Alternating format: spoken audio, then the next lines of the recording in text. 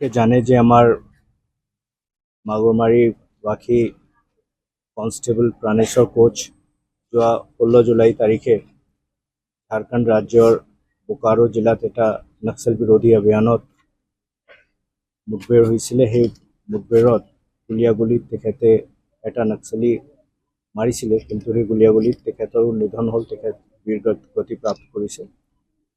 আমি আজি কেন্দ্ৰীয় ৰিজাৰ্ভ পুলিচ বলৰ ফালৰ পৰা আহি তেখেতক শ্ৰদ্ধাঞ্জলি জনাইছোঁ আৰু তেখেতৰ পৰিয়ালবৰ্গক শ্ৰদ্ধাৰে নমন কৰিছোঁ।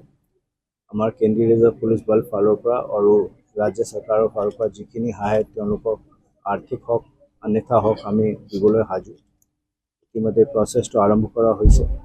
কৰুণামূলক এপইণ্টমেণ্টৰো আমাৰ ব্যৱস্থা আছে, সেইটো আমি ঘৰৰ মানুহৰ লগত পৰিয়ালৰ মানুহৰ লগত কথা পাতি ব্যৱস্থা কৰাই দিম।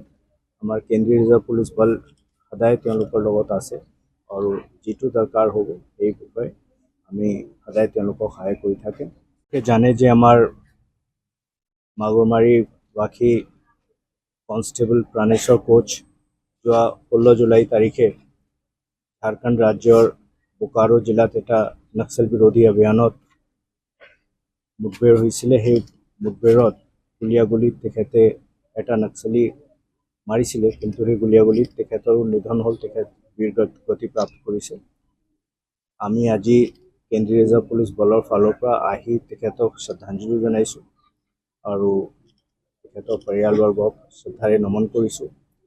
আমাৰ কেন্দ্ৰীয় ৰিজাৰ্ভ পুলিচ বল ফালৰ পৰা আৰু ৰাজ্য চৰকাৰৰ ফালৰ পৰা যিখিনি সহায় তেওঁলোকক আৰ্থিক হওক অন্যথা হওক আমি দিবলৈ সাজু।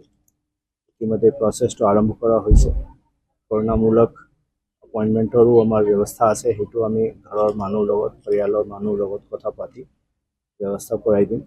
আমাৰ কেন্দ্ৰীয় ৰিজাৰ্ভ পুলিচ বল সদায় তেওঁলোকৰ লগত আছে আৰু যিটো দৰকাৰ হ'ব এই বিষয়ে আমি সদায় তেওঁলোকক সহায় কৰি থাকিম।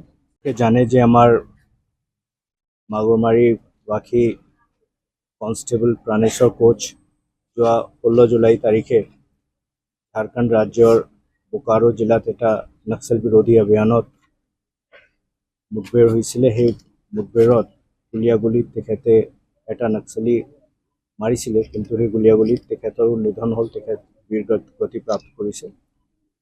আমি আজি কেন্দ্ৰীয় ৰিজাৰ্ভ পুলিচ বলৰ ফালৰ পৰা আহি তেখেতক শ্ৰদ্ধাঞ্জলি জনাইছোঁ আৰু তেখেতৰ পৰিয়ালবৰ্গক শ্ৰদ্ধাৰে নমন কৰিছোঁ। আমাৰ কেন্দ্ৰীয় ৰিজাৰ্ভ পুলিচ বল ফালৰ পৰা আৰু ৰাজ্য চৰকাৰৰ ফালৰ পৰা যিখিনি সহায় তেওঁলোকক আৰ্থিক হওক অন্যথা হওক আমি দিবলৈ সাজু। ইতিমধ্যে প্ৰচেছটো আৰম্ভ কৰা হৈছে।